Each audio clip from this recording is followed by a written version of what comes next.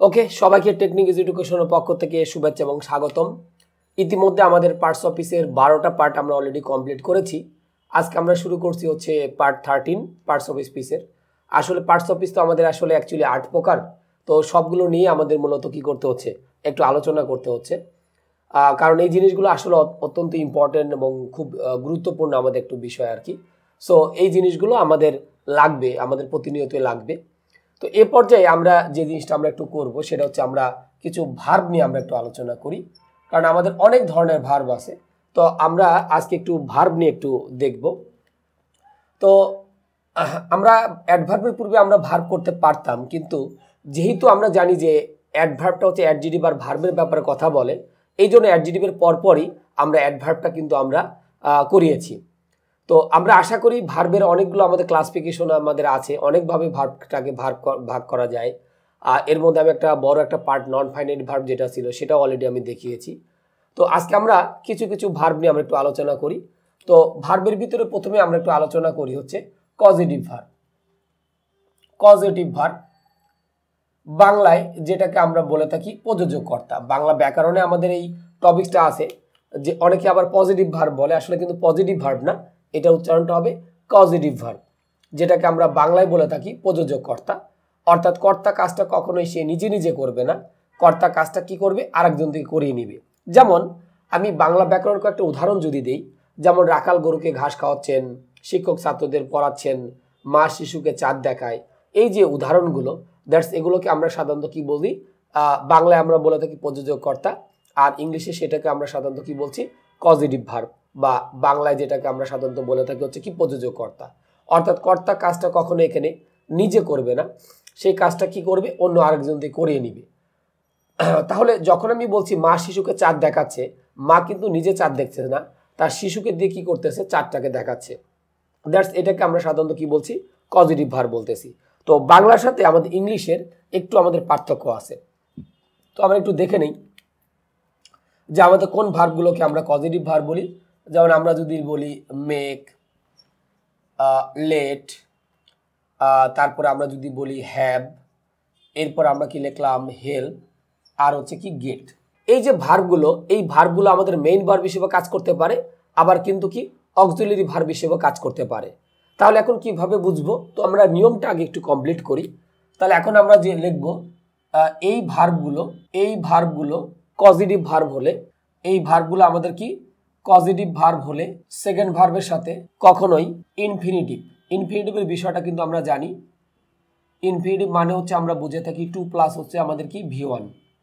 Second ভার্বের সাথে কখনো ইনফিনিটিভ অবলিক দিয়ে আমরা লিখি জিরান্ড ইউজ করা যাবে না, জিরান্ড ইউজ হবে না।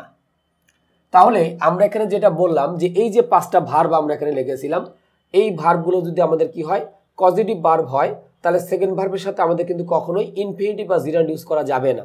আমরা সবাই জানি ইনফিনিটিভ হচ্ছে আমাদের একটা নন ফাইনাইট ভার্ব, জিরান্ডও কিন্তু হচ্ছে আমাদের একটা কি নন ফাইনাইট ভার্ব। তো আমরা এটা শিখেছিলাম যে একটা ভার্বের পরে যখন আমাদের আরেকটা ভার্ব আসে, তখন দ্বিতীয় ভার্বটা হয় ইনফিনিটিভ অথবা আমাদের কি করতে হয়, জিরান্ড হিসেবে ইউজ করতে হয়। কিন্তু এই ভার্বগুলো যদি আমাদের পজিটিভ ভার্ব হয়, তাহলে সেকেন্ড ভার্বের সাথে কখনো ইনফিনিটিভ বা কি করা যাবে না, জিরান্ড ইউজ করা যাবে না। তাহলে এখন আমরা কিভাবে বুঝবো এই ভার্বগুলো কখন মেইন ভার্ব, আর কিভাবে বুঝবো এই ভার্বগুলো পজিটিভ ভার্ব? আচ্ছা, তো আমরা একটু উদাহরণ দেখি। যেমন আমি এখানে লিখলাম আই মেক ইট, আমি এটা তৈরি করি। মেকের পর কিন্তু আমাদের আর কোনো ভার্ব আসে নাই। তাহলে আমাকে যদি এখানে কেউ বলে মেকটা এখানে কি ভার্ব, মেইন ভার্ব না পজিটিভ ভার্ব, আমি নির্দ্বিধায় বলবো মেকটা এখানে আমাদের হচ্ছে কি মেইন ভার্ব, কারণ মেকের পরে কিন্তু আমরা আর কোনো ভার্ব কিন্তু পাইনি। তাহলে আমি যখন লিখলাম আই মেক ইট, তাহলে মেকটা আমাদের এখানে মূলত কি হিসেবে কাজ করতেছে, মেইন ভার্ব হিসেবে কাজ করছে।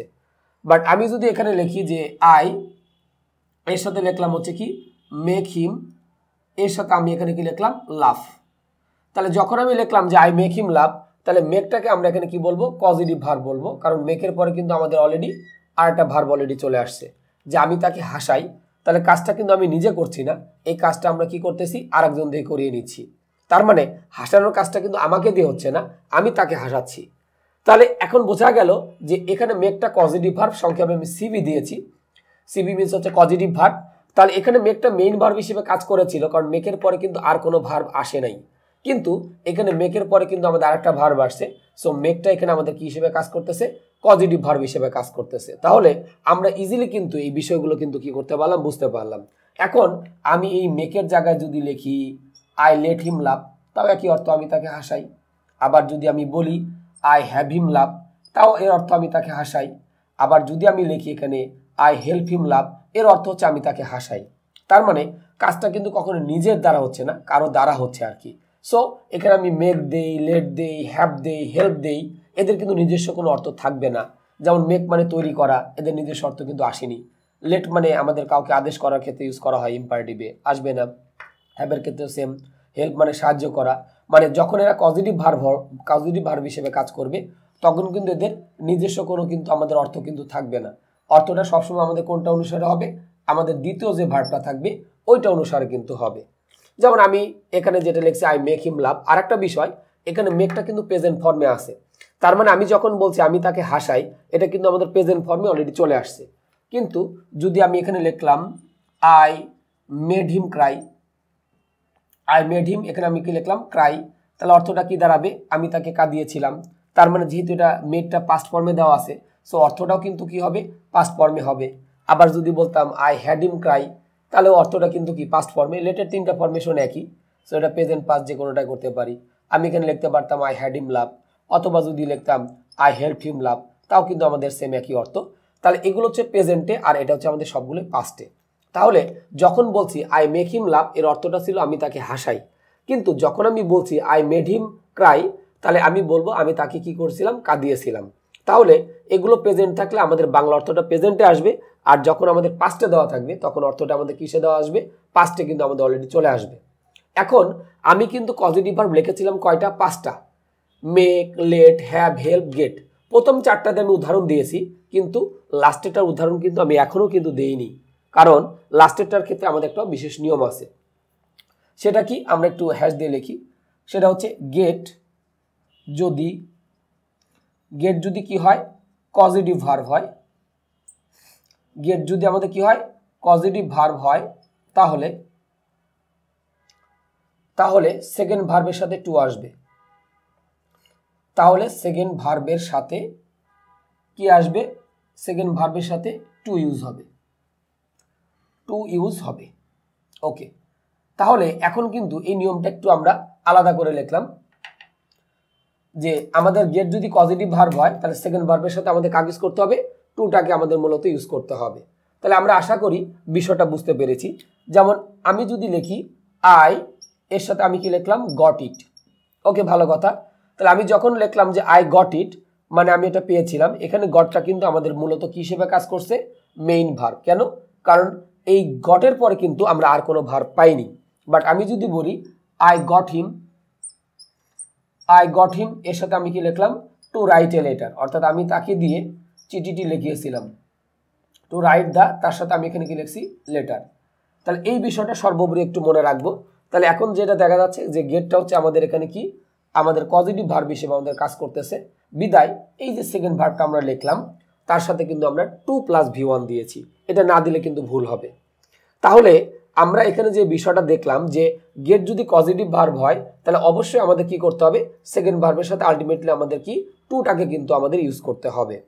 তো আমি যখন বলছিলাম I got him to write the letter, আমি তাকে দিয়ে চিঠিটি লিখিয়েছিলাম। কিন্তু আমি যদি এখানে গেট দিতাম যে I get him to write the letter, তাহলে অর্থ হচ্ছে আমি তাকে দিয়ে চিঠিটি লিখিয়েছি।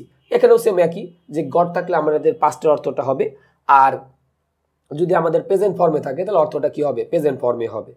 আর হেল্পের ক্ষেত্রে আমাদের আরেকটা জিনিস হতে পারে, যেমন আমি এখানে বলতে পারি আই হেল্প হিম, এর সাথে আমি লিখতে পারি কি, সলভ দ্য প্রবলেম।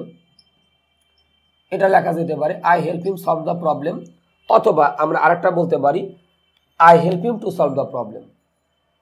আমরা আরেকটা লিখতে পারি আই হেল্প হিম, তার সাথে আমি কি লিখলাম, টু সলভ দ্য প্রবলেম। তাহলে আমাদের কিন্তু দুইটাই কিন্তু সঠিক। আমরা যে এখানে লিখলাম আমাদের সেন্টেন্স কিন্তু এখানে দুটোই কিন্তু সঠিক। যে এখানে আমাদের হেল্পটা আমাদের কি, হেল্প যদি পজিটিভ ভার্ব হয় তাহলে আমরা সেকেন্ড ভার্বের সাথে টু দিলেও চলবে, না দিলেও কিন্তু আমাদের কোনো সমস্যা কিন্তু নাই। তাহলে এটা আমরা সর্বোপরি একটু মনে রাখবো, যে হেল্প যদি পজিটিভ ভার্ব হয় তাহলে সেকেন্ড ভার্বের সাথে আমাদের টু দিলেও চলবে, আমাদের না দিলেও কিন্তু কোনো প্রবলেম কিন্তু আমাদের অ্যাকচুয়ালি কিন্তু হবে না।